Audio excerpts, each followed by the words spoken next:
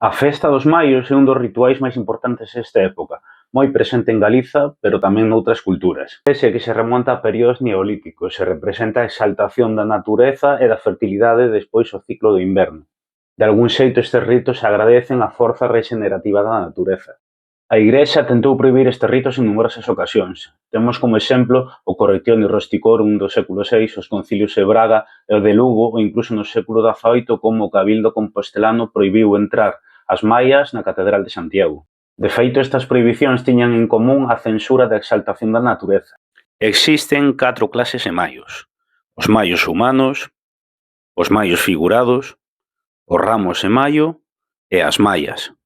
Tamén é tradición da festa dos maios colocar ramos e cestas nas portas das casas, nas cortes, nos carros ou máis recentemente nos coches. A día de hoxe a festa dos maios celébrase en numerosos lugares de Galiza, noutros están tentando recuperalos e numerosos estudosos din que todos estes ritos de exaltación da natureza terían continuidade ata o período de San Xoán.